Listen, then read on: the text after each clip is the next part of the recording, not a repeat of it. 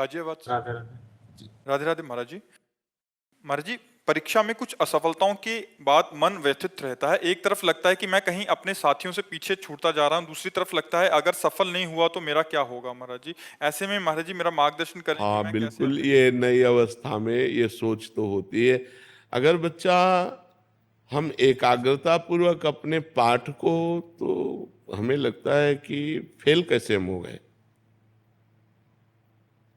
आपके ग्रंथ इतने बड़े बड़े नहीं, हमारे ग्रंथ इतने मोटे मोटे हैं।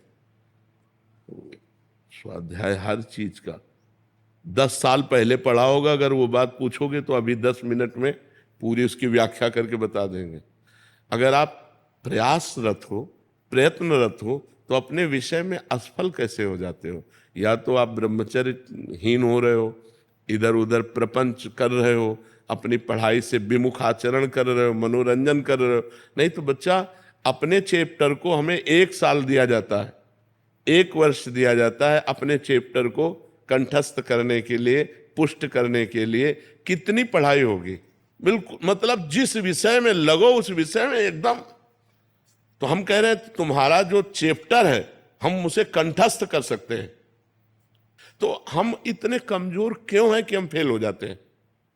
अगर ये हो कि भाई टीचर कोई पक्षपात करता है तो बात अलग है, नहीं तो हम फेल क्यों हो जाते हैं। कहीं ना कहीं हम गलत हैं, हम अपनी गलती को सुधारें।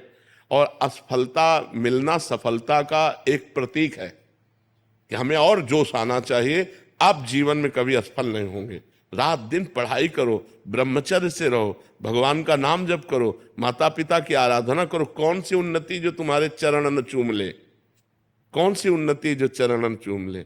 इसलिए हमें तो लगता है कि हम अपने धर्म ग्रंथों को ऐसे याद किए हैं जैसे काका गागा नहीं याद किया जाता, ऐसे याद। उठते बैठते चलते फिरते जो पद है, पूरी 84 जी, पूरा सुधा निधि जी, पूरी सेवकवाणी, पूरी स्फुटवाणी, उसे जिस विषय में लगे तो अपने विषय में लगे, जिस विषय में लगे तो एकदम लगे। तो आप फेल कैसे हो गए। अपने विषय का ज्ञान आपको क्यों नहीं है। ऐसा तो कोई चैप्टर प्रश्न दिया नहीं जाता जो क्लास का ना हो।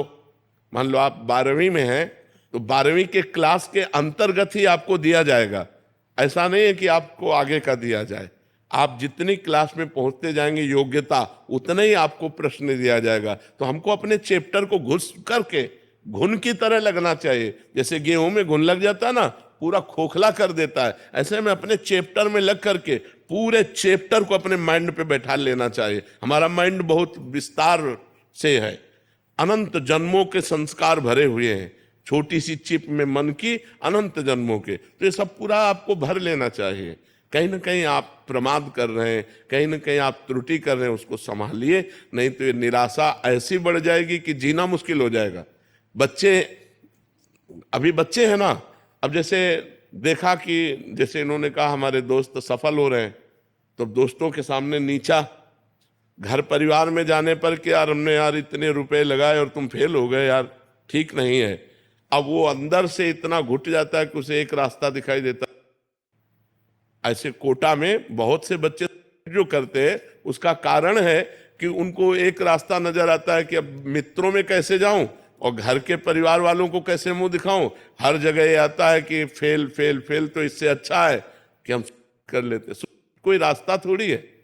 आप भूत प्रेत बनोगे, फिर नाना प्रकार के और दुख भोगोगे। हमें चाहिए कि हम अपनी गलतियों का सुधार करें। मोबाइल में रील देखने में समय बर्बाद ना करें, गेम देखने में बर्बाद ना करें, गर्लफ्रेंड बॉयफ्रेंड वाली झंझट में ना पड़े, इस प्रपंच में ना फंसे। अगर आप सही से चलो और ब्रह्मचर्य धारण करो तो ब्रह्मचर्य में इतनी सामर्थ्य है कि सब कुछ याद हो सकता है बच्चा, सब कुछ याद हो सकता है। तो आप निराश मत हो,